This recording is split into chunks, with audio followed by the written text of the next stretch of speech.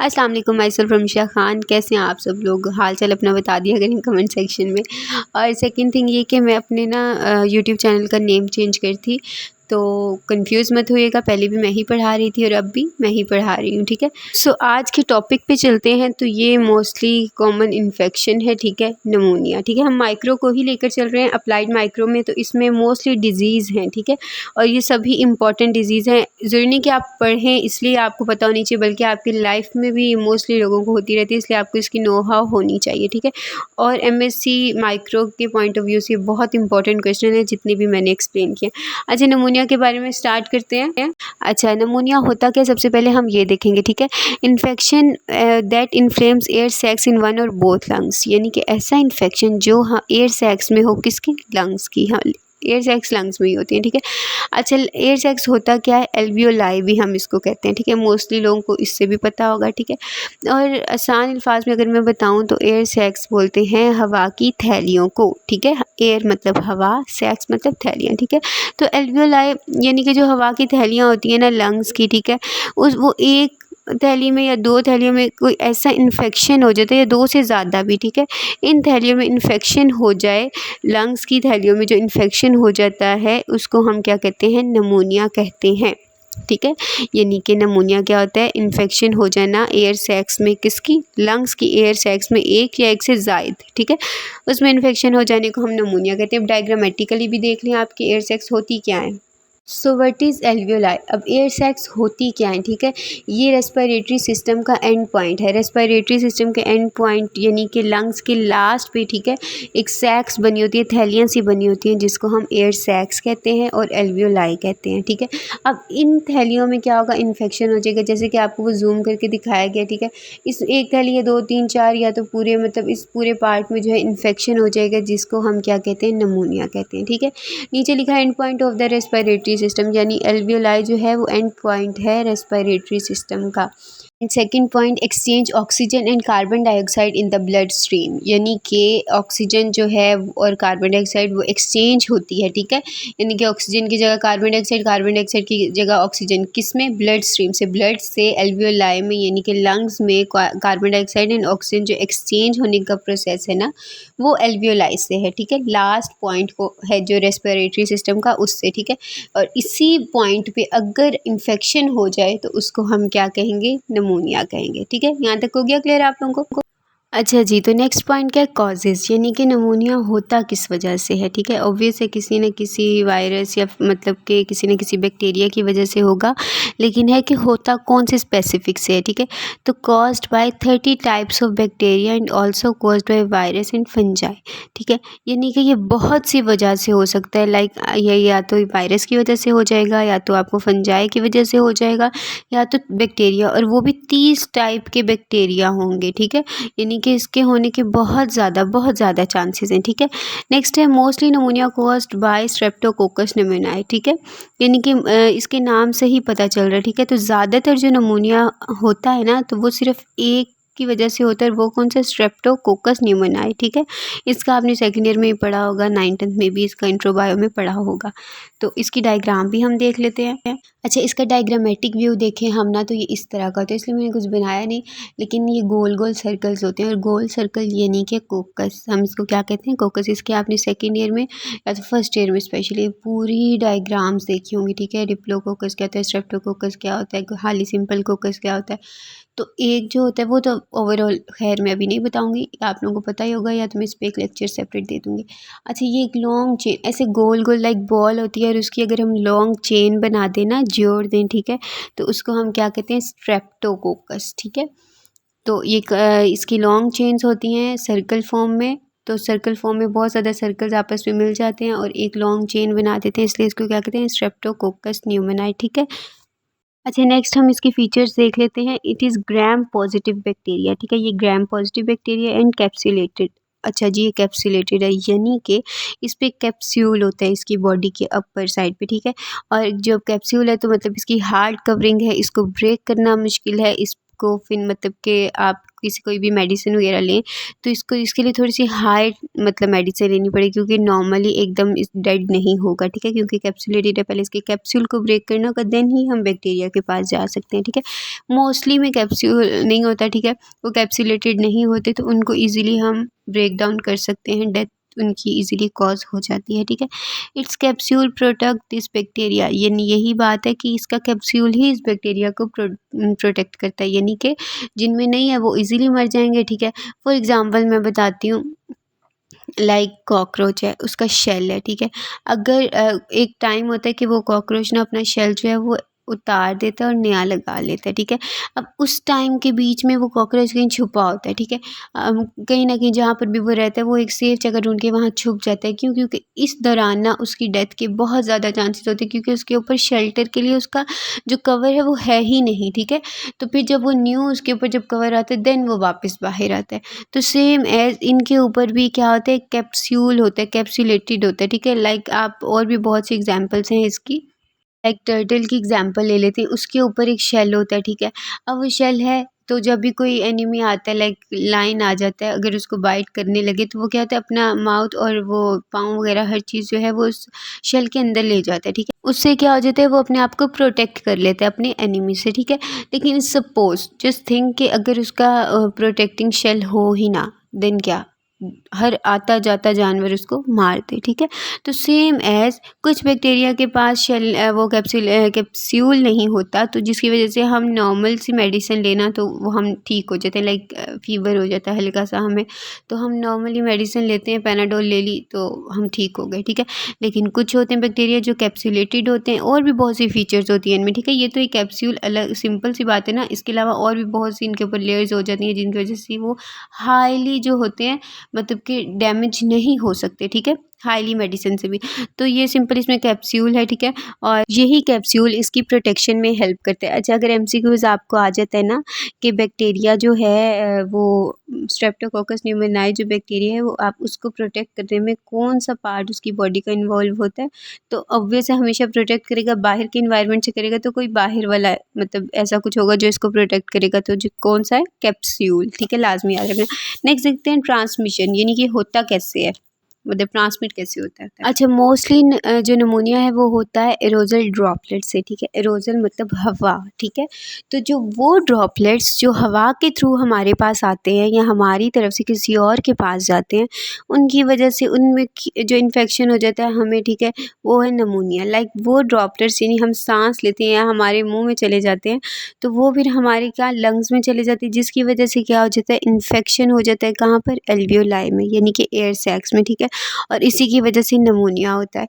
अब वो aerogel droplets जो होते हैं, वो ड्रॉपलेट जो एयर से आते हैं वो आते कहाँ से, हमारे से ही जाते हैं दूसरे बंदे की तरफ, ठीक है। लाइक आप किसी से बात कर रहे हैं तो उससे जो मेरे तक आएंगे, इसी को एरोजल ड्रॉपलेट्स कहते हैं। लाइक कफ के थ्रू, यानी कि हम किसी से बात कर रहे हैं, बीच में खांसी आ जाती है, ठीक है, तो हम अगर हाथ ना रखें, इसीलिए तो कहा गया कि हाथ रखा करें ताकि खुद तो बीमार है दूसरों को मत करें एटलीस्ट। और क्या नाम है, ये होता है कि अगर आप हाथ नहीं रखते तो आपके मुंह से कोई अगर ड्रॉपलेट्स जो है वो अगर अगले बंदे के मुंह पे चले जाएं, तो उससे क्या होता है कि उसके लंग्स तक वो मतलब इन्फेक्शन ट्रांसफ़र होगा, जिससे फिर उसकी एयर सैक्स पे वो इन्फेक्शन होगा और उसे नमोनिया हो जाएगा, सेम एज स्नीजिंग, ठीक है। जब आप स्नीजिंग करते हैं तो आपको तब भी हाथ रखना चाहिए, ठीक है, या कोहनी अपनी रखनी चाहिए, जैसे कि प्रोटेक्शन में बताते हैं कि अपनी कोहनी को रखें, ठीक है। तो अपने बाजू को रखें किसी भी चीज़ को, लेकिन अपने मुंह को कवर करें एटलीस्ट, ठीक है। वरना स्नीजिंग के थ्रू जो आप ड्रॉपलेट्स जाते हैं किसी और पर्सन की तरफ, बच्चे भी होते हैं, बहुत एहतियात किया करें, ठीक है। तो वो जब जाते हैं तो जिसकी वजह से भी क्या हो सकता है, नमोनिया हो सकता है। Third thing, talking. अब आप गॉसिप्स करते हैं, बात हाथ तो रख के गॉसिप नहीं कर सकते, लेकिन ये कि आप बात करते हैं जब, तो तब भी मोस्टली ड्रॉपलेट्स जो हैं वो सेकंड पर्सन तक ट्रांसफ़र हो जाते हैं, जिसकी वजह से नमूनिया हो जाता है, ठीक है। तो इसका मेजर कॉज क्या है, हम खुद ही हैं, ठीक है, ह्यूमन बीइंग ही इसका मेजर कॉज है। अच्छा, नेक्स्ट हम देखते हैं साइन एंड सिम्टम्स, यानी कि किस तरह हमें पता चलता है कि जी हमें नमूनिया हो गया है और दूसरी बात कि इससे होता क्या क्या है, ठीक है। एक तो हम देखेंगे सिम्टम्स, ठीक है, जिससे हमें पता चलेगा भाई हमें नमूनिया। अगेन सेकंड थिंग के इससे इन्फेक्शन क्या होता है हमारी बॉडी में, ठीक है। तो first one is chest pain, हमारी चेस्ट में पेन स्टार्ट हो जाता है, ठीक है। अब इसका मतलब आप इसको डिसएडवांटेजेस में देख सकते हैं, और इससे हमें चेस्ट पेन हो गया, ठीक है। व्हेन यू ब्रीथ, और अब जब भी आपको खांसी लगे या सांस ले, हमें सांस फूल जाता है ना, या इस तरह करके हम सांस लेते हैं तो हमें चेस्ट में भारी सा फीलिंग आती है, लाइक कि जिस तरह बहुत सा बाहर से बहुत सी हैवी सी कोई चीज़ उठा के किसी ने हमारी चेस्ट पे रखी है, तो अजीब सा एक स्मूथ कफ होती है जो हमें आराम से इजीली हम नॉर्मल सांस लेके करते हैं। लेकिन जब हमें गला ख़राब हो या चेस्ट में पेन हो तो अजीब सी खुरदरा खुरदरा लाइक फील होता है और सांस नहीं ली जाती, ठीक है। तो ये इसके साइन एंड सिम्टम्स में और डिसएडवांटेज भी आप कह सकते हैं, ठीक है। अच्छा, सेकंड है कफ में प्रोड्यूस फ्लेम, ठीक है। तो कफ एक दो तरह की कफ होती है नॉर्मली, आपको पता है। एक होती है सिंपल, यानी कि इसमें आपको कोई फ्लेम नहीं होता, लाइक सूखी खांसी कहते हैं जिसको, ठीक है। लेकिन इसमें होता है कि पेन होती है, जब बार बार खांसी होती है, कानों में गले में दर्द होता है, ठीक है। और एक होती है फ्लेम, और इसको कहते हैं, इसको थूक देना चाहिए ताकि आपकी जितनी भी चेस्ट जम जाती है ना, तो उसकी वजह से ये जाके चेस्ट में हमारी जम जाती है, और इसको जितना थूक दे तो ये होता है कि आपकी चेस्ट साफ़ होती रहती है, ठीक है। इसलिए कहते हैं स्टीम लें, ये सब लें, ठीक है। Third one is fatigue. अच्छा, फटीग का मतलब होता है जिस्म दर्द, ठीक है। तो हमारी बॉडी में पेन स्टार्ट हो जाता है, फीवर, बुखार हो जाता है, स्वेटिंग, पसीना आना शुरू हो जाता है हमें, ठीक है। शेकिंग, चिल्स, कांपते हैं हम बहुत ज़्यादा, यानी कि आप मोस्टली ऐसे लोग होते हैं, कुछ ये कमज़ोरी की वजह से भी होते हैं। अच्छा, इसमें से बहुत सी ऐसी चीज़ें जो हमें नॉर्मली भी होती है, लाइक फटीग। अगर आप एक्सरसाइज एक दिन करते हैं इतने अरसे बाद तो आपको जिस्म दर्द हो जाता है, इसके डजंट मीन कि आपको निमोनिया हो गया, ठीक है। फीवर आपको मोस्टली हो जाता है, सर्दी गर्मी का सीज़न चेंज होता है तब आपको बुखार हो जाता है, इट डजंट मीन कि आपको निमोनिया हो गया। स्वेटिंग आपको हो जाती है फीवर की वजह से मोस्टली।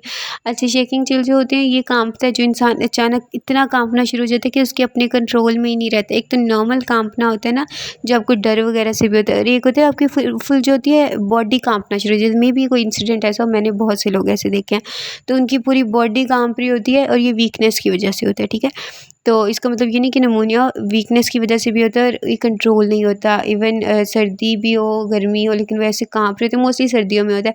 तो मेरे सामने जो है, तो उन पे हमने 3-3 4-4 ब्लैंकेट्स दिए हैं, बट नो रिस्पॉन्स, यानी कि कोई आंसर नहीं आ रहा था, पॉजिटिव कोई रिस्पॉन्स है। वो कांप रहे होते हैं, वो फिर थोड़ी आराम आराम से नॉर्मल होते हैं, ठीक है। तो ये वीकनेस की वजह से भी होता है।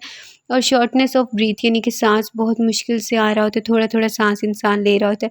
लेकिन ये सब जो इसकी वो सिम्टम्स है ना, वो नॉर्मल पर्सन में भी हो जाते हैं, ठीक है। लेकिन जब ये सब आपको हों इकट्ठे, तो लाजमी अपना चेकअप जाके करवा लें, इस निमोनिया होने के चांसेस होते हैं, ठीक है। नेक्स्ट हम देखते हैं निमोनिया होता कितने टाइप का है। अच्छा जी, टाइप्स ऑफ निमोनिया 3 तरह के होता है निमोनिया, ठीक है। एक कम्युनिटी एक्वायर्ड निमोनिया, वो निमोनिया जो हमें कम्युनिटी से हो, नाम से ही आपको पता चलता रहेगा, ठीक है। वो निमोनिया जो हमें कम्युनिटी से हो, यानी कि लोगों से हो, ठीक है। एक्सप्लेन मैं आगे करूँगी, ठीक है। और second one hospitalised acquired pneumonia, यानी कि जो हमें हॉस्पिटल से हो जाता है, लाइक हम किसी पेशेंट को देखने चले जाते हैं, ठीक है। तो वहाँ पे बहुत से जर्म्स होते हैं ऑब्वियसली, क्योंकि कोई पेशेंट आ रहा है जा रहा है, उसने हाथ रखा है, उठा लिया, तो फिर जी हमने रख लिया, कुछ भी हो सकता है, ठीक है। तो उससे भी हमें निमोनिया हो जाता है, और ये काफ़ी ज़्यादा सीवियर होता है, हॉस्पिटल वाला सीवियर होता है। अब क्यों होता है ये भी मैं बताऊँगी, ठीक है। Next one is aspiration pneumonia, ठीक है। अच्छा, एस्पायरेशन यानी जो हमें फूड और वाटर से होता है, ठीक है। उसकी वजह से जो हमारे ट्रैकिया तक चले जाते हैं। अच्छा, क्या चले जाते हैं, या तो बैक्टीरिया होगा, या फंजाई होगा, या वायरस होगा। बैक्टीरिया में से मोस्टली कौन सा वाला हो सकता है, स्ट्रेप्टोकोकस न्यूमोनियाe, ठीक है।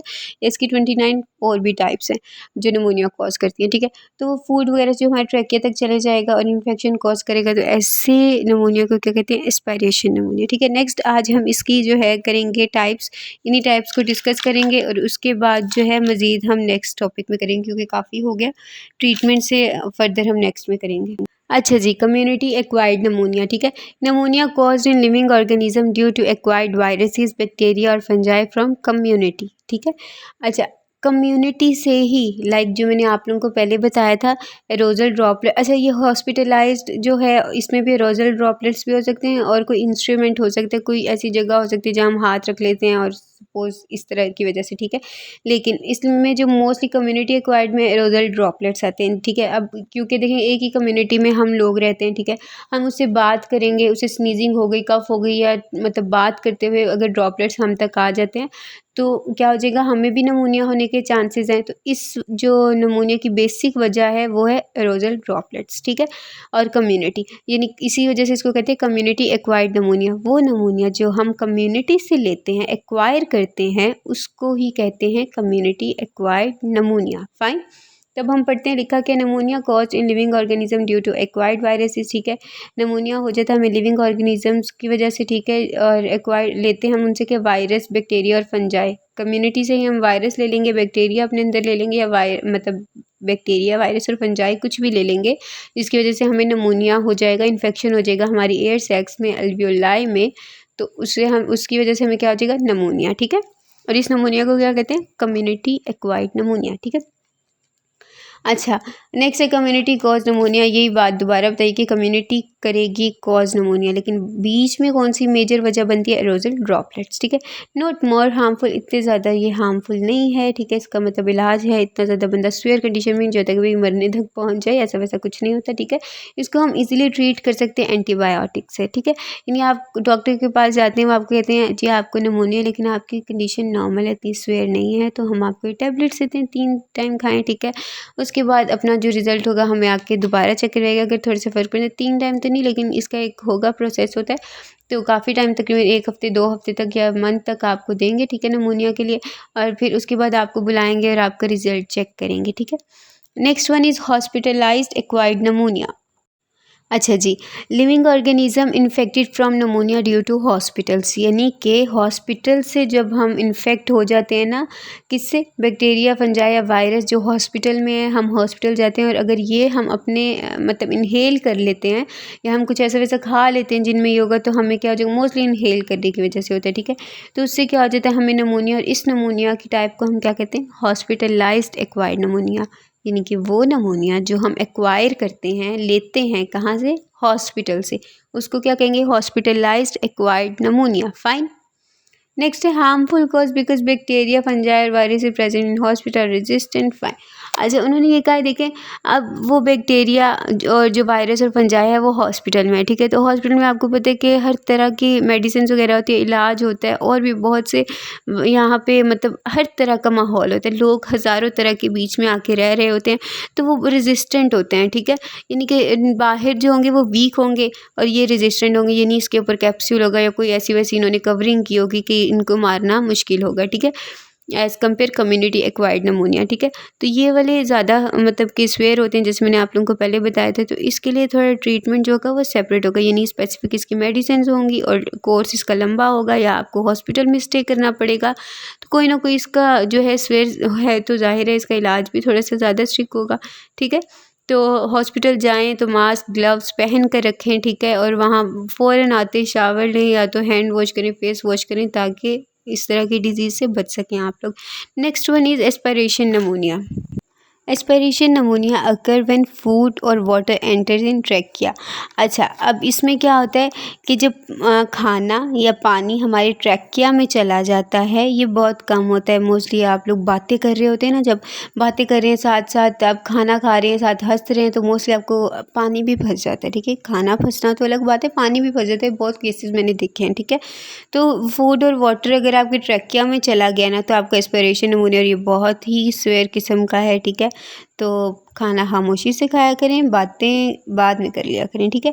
अच्छा, बस आज का टॉपिक इतना ही था, और मतलब बहुत मज़े का है, बच्चों वाले टॉपिक है, सिर्फ पढ़ना ही है आपने, समझ आपको आ जाएगी, ठीक है। बस आज का टॉपिक काफ़ी ज़्यादा लंबा हो गया था, तो कल हम करेंगे ट्रीटमेंट के, इसकी क्या क्या ट्रीटमेंट है, ठीक है। प्रिवेंशंस के, हम कैसे नमूनिया से बच सकते हैं, ठीक है।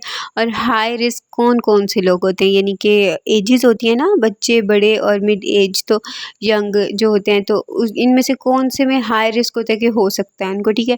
फिर हम स्टेजेस पढ़ेंगे नमूनिया की, ठीक है। और इसके अलावा डायग्राम देखेंगे, और इसके बाद जो है थोड़ी सी एक्सप्लेनेशन करेंगे। तो ये नेक्स्ट टॉपिक में करेंगे। आज के लिए इतना। अगर आज जो चीज़ क्लियर नहीं हुई, मुझे कमेंट सेक्शन में लाजमी बता दीजिएगा, ठीक है। नंबर और मेल जो है वो मेरी मेंशन है फ्रंट पे, ठीक है, थंबनेल पे। तो आप वहाँ से भी मुझे देख के टेक्स्ट कर सकते हैं नोट्स लेने के लिए। और सेकंड थिंग के डिस्क्रिप्शन में भी नंबर और ईमेल दोनों मेंशन है, ठीक है। Thank you so much. दुआओं में याद रखा करें, ठीक है। और जो अपने कोलीग्स हैं या तो स्टूडेंट्स हैं, उन सब से शेयर किया करें लेक्चर्स को, ठीक है। Thank you so much. जज़ाकल्लाह। ख्याल रखिएगा सब अपना।